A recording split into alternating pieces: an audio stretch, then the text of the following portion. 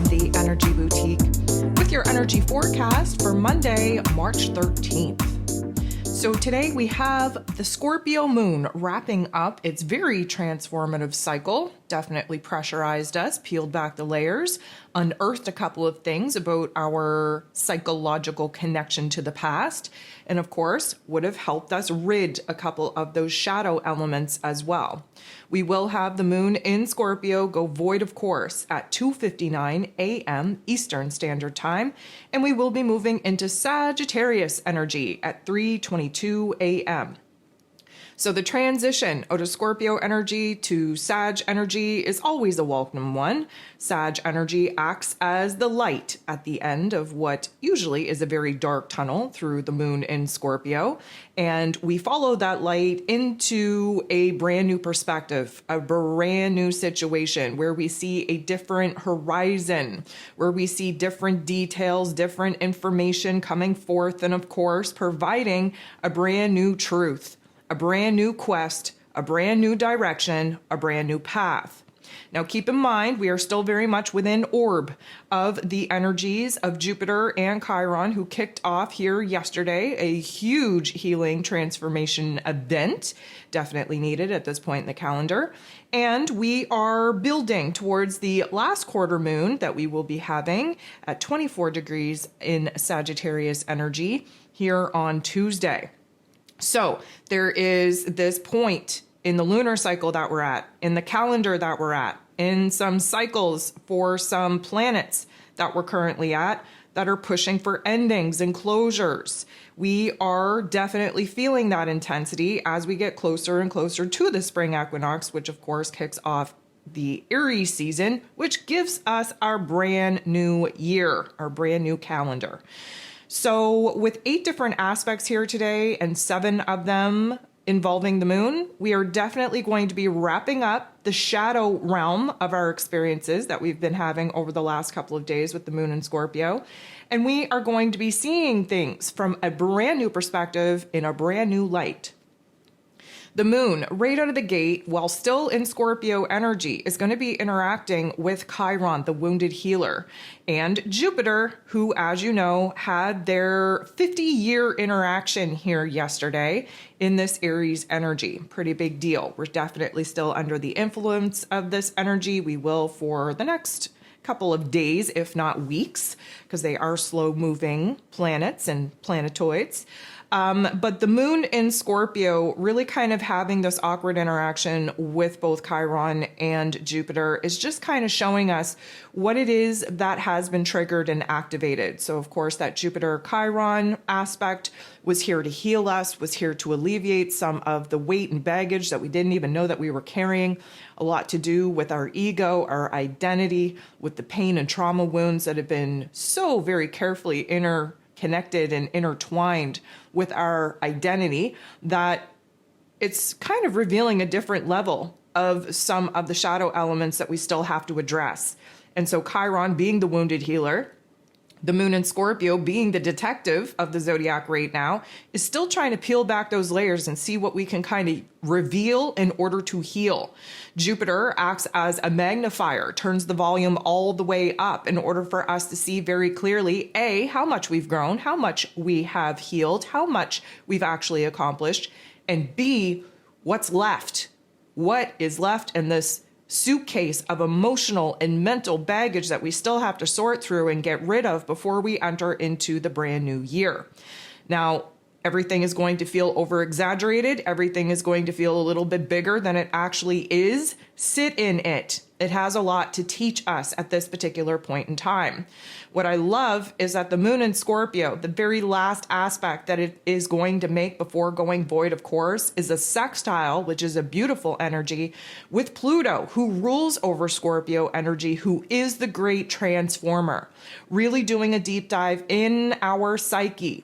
Of course, rewriting the script, showing us a different perspective, really peeling back the layers of hidden details that we didn't know were alive and well in our unconscious programming.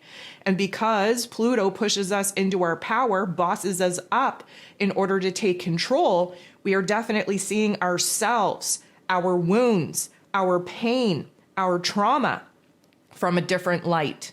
We are no longer seeing it as a weakness. We are seeing it as an opportunity to empower ourselves, to boss up, to be better, to be grateful for those experiences, as they've definitely contributed to our overall identity here and now.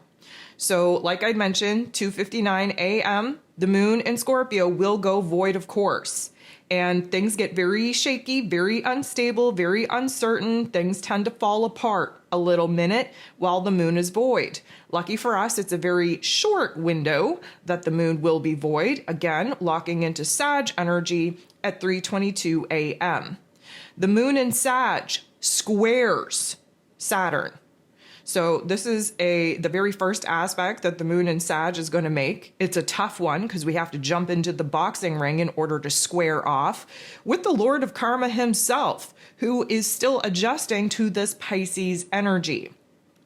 What we get here is a little bit of a bitch slap of truth, a little bit of a reality check, a little bit of a interesting dynamic because, of course, the moon in Sag, very optimistic, goes balls to the walls, bites off more than we can chew, super confident, almost to the point where we're delusional. And of course, Saturn steps in and says, whoa, whoa, whoa, let's kind of kick some of that air out of your sails.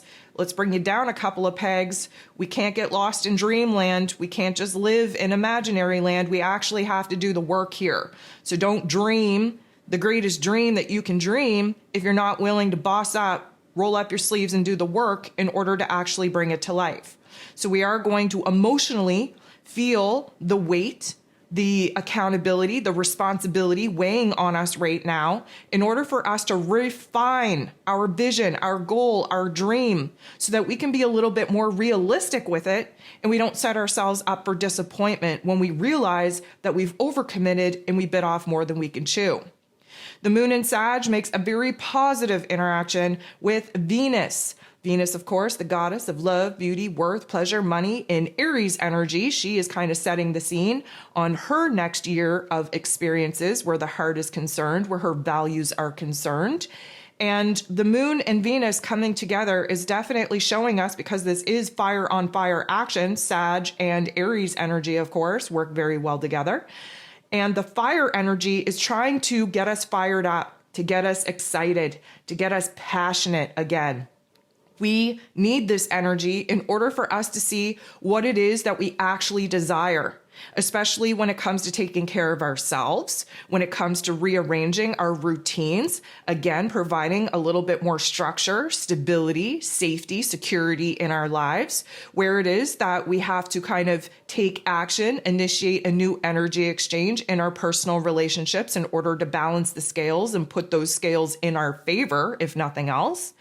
And where it is that we're kind of getting a little bit eager, if you will, to go ahead, to jump into a new, fresh, clean slate, a new opportunity to create something new so that we can add to our resources. We can kind of balance out and build up our financial situation as well. The moon will make an awkward interaction with the true node. And this particular, I'm going to say, crossroads point is giving us a different perspective on the steps that we need to take in moving forward. Keep in mind that we are in the point of the lunar cycle where we just got illuminated to details and information that skewed our perception and our perspective just a tad.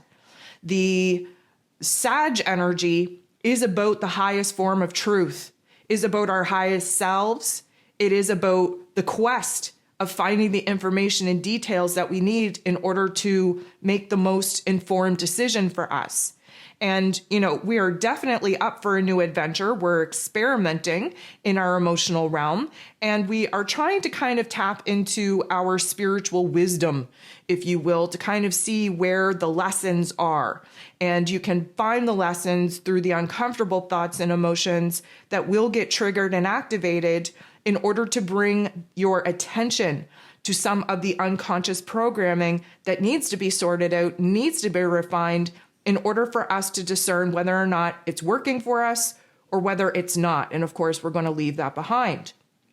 Mercury, ruler of the mental plane, ruler of information, ruler of communication and expression, who is in Pisces energy, which gives us a lot of Mercury retrograde feels, by the way. Mercury is not happy in Pisces energy, definitely in its fall, definitely in its detriment. Our brains are not working very well. Our mouths do not work at all. The disconnect between what it is that we want to say, what it is that we want to express, and actually getting it out is very large. And logic and practicality just seem to elude us. So we have Mercury semi-squaring, which is a little bit of a tension point with the true note. And so what we're getting here is the inability to think correctly, to think logically, to think practically. And of course, we need all of those features working in order for us to plan and strategize how it is that we're going to get on the right path and actually take action to move forward. So there's a little bit of confusion, actually a lot of confusion, a lot of uncertainty. We don't know how to correctly take action to move forward. The moon will help us out just a tad because the moon goes ahead and interacts with the true note, this time in a much more positive way. And what we're getting here is a renewal in our faith, a renewal in our belief system that everything's going to be okay, a renewal in our confidence, in our self-esteem, in our optimism that yes, there is a new adventure, there is a new quest, and yes, we might not have all the details figured out, but we know what the great grand vision is. And sometimes we just need a timeout in order to remind ourselves of what it is that we're actually fighting for, what it is that we want to create, what it is we want to bring to life, in order for us to feel aligned with a mission, with a purpose, with a quest once again. So we are kind of building, as I mentioned, to the last quarter moon in Sag that will be taking place very late Tuesday evening at 24 degrees. So all of these moon aspects that the moon and Sag are going to be making is trying to bring everything to a completion point, to an ending point, to a huge revelation, an aha moment, so that once we hit that last quarter moon in Sag, that there is like an aha moment, an epiphany on where it is that we have to leave some of the, I'm going to say details, aspects, path, direction that we thought we were walking behind, because there's a new truth, a new horizon, a new perspective emerging out of the emotional and mental work that we're currently unpacking.